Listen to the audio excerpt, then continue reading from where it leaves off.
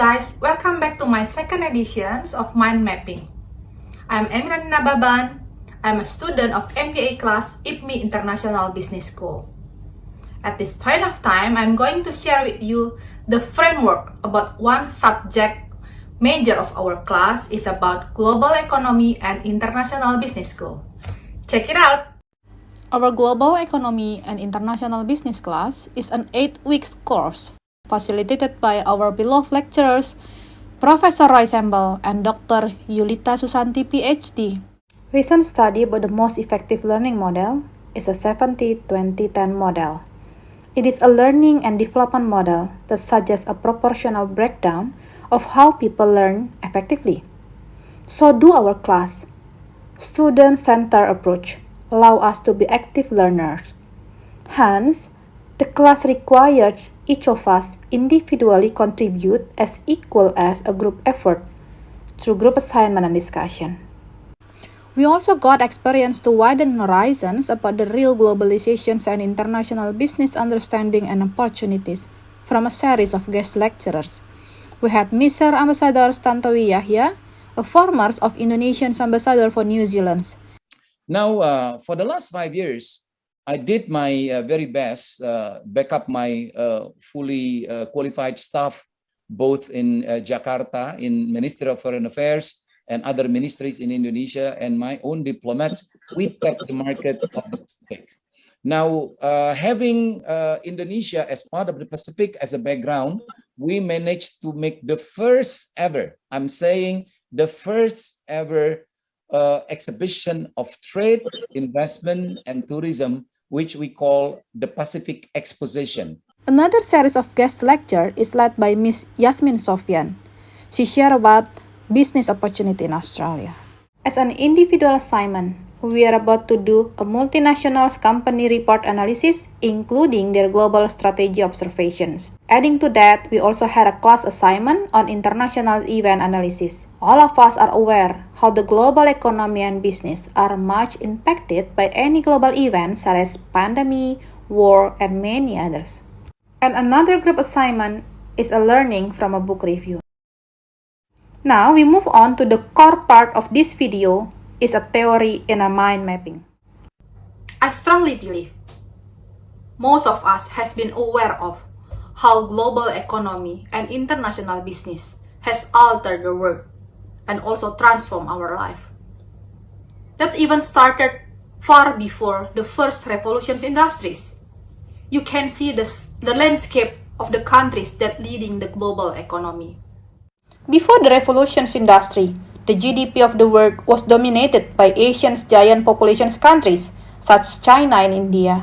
Then in 18th century, the revolution's industry brought US and Western countries started their GDP dominations in the world by utilizing machinery and equipment, starting a new industry.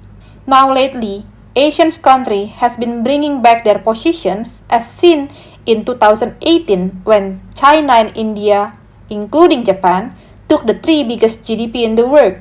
It is predicted to be continued for the next 10 years.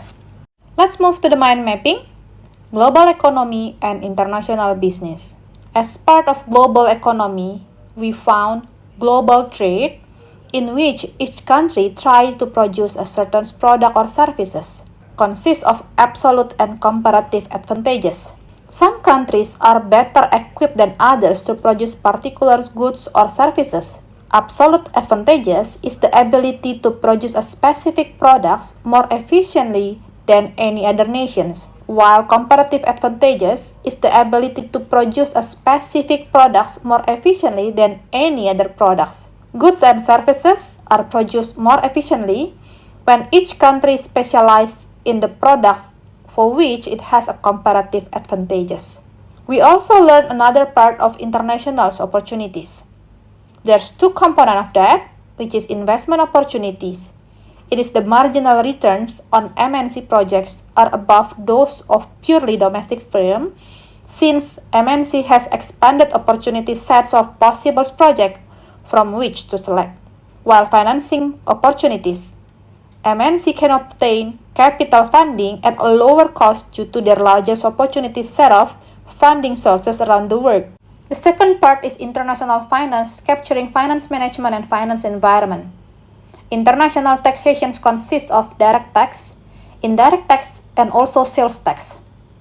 Direct tax imposed on income derived from business profits, intra-corporate transactions, capital gains, and sometimes royalties.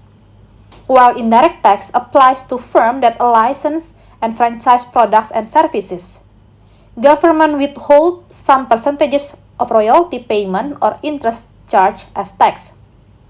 While sales tax, flat percentage tax on the value of goods or services sold and paid by the ultimate user. Next is about risk in international business. There are 4 risks that need to be encountered. The first one is cross-cultural risk, because every country will have a different culture. The second one is country risk. The third one commercial risk, and the last one is currency and financial risk, including currency exposure, foreign taxations, and inflation rate. Risk has to be managed. There are also several management tasks to manage, such as capital structure, raise fund for firm, working capital and cash flow, and also capital budgeting. Those about the financials management scope. Now we move to the financials environment, capturing international monetary systems and global financial systems. International monetary systems is the institutional framework and rules by which national currencies are exchanged for one another, while global financial systems is the collections of financial institutions that facilitate and regulate the flows of investment and capital funds worldwide. It includes the national and international banking systems, the international bond market, and national stocks market. They are key participants and relationships in the global monetary and financial systems, where international organizations level to national level, such as central bank, established national infrastructure level, then goes to the firm level. Several issues in the global economy. One most memorable crisis started by a mismanagement of credit chain in country level, US, then escalate up to the global economic crisis. It was called subprime mortgage crisis. It is an ongoing economic problem manifesting itself through liquidity issues in the global banking systems owing to foreclosures which accelerated in the US in the late 2006. A complex interactions of the financial situations, mortgage broker, and securities dealer triggered a global financial crisis during 2007 until 2008. That's a summary of global economy in a nutshell. One small example how the global economy and industries has also influenced our personal life. You may see every time you go and come to the shopping mall or any office tower and you went through the aisle of car lot and you will find a lot of global brand car there from Japan, from US, from Europe, Toyota, Ford, Mazda. And the unique is you will find the same brand anywhere across the countries. It is a proven fact of magnitude impact of international business. Let's move on the next stage of what we have learned in international business. International trade. In this part, we learn about commercial policies called tariff and quota. A tariff is a tax on import, while quota is physical limit on importation's quantity. Quotas come in many forms.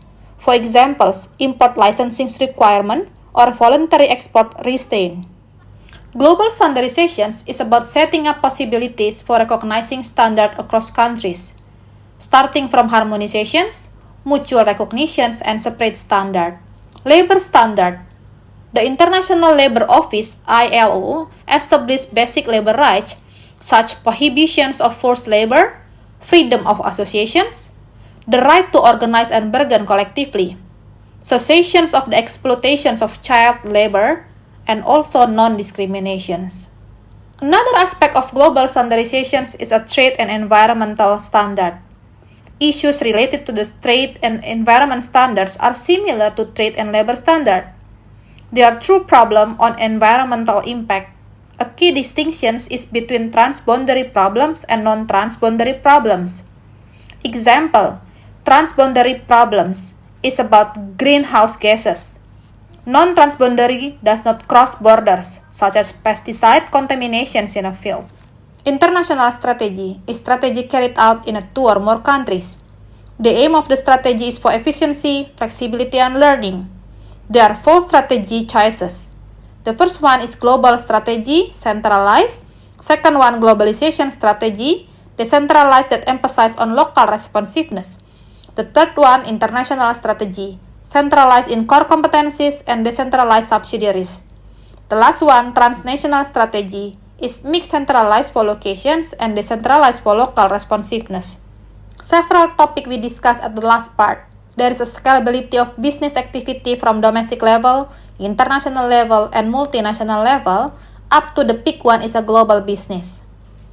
On globalization process, we also identified there's a strategic part of foreign market entries, importing, exporting, licensing, funding collaborative ventures, including franchising that is very common in retail industries. That's all the summary in our mind mapping. There are still many interesting aspects of global economy and international business that need to be explored. Since the world is rapidly changing, the real VUCA has driven out globalization faster than we ever imagined, which is impact all countries in the world. Therefore, let us keep updated, reskilling and upskilling. Thank you all for watching. That's all the summary of global economy and international business of our class at IPMI International Business School. Hopefully, you can learn something from this video. Thank you and bye!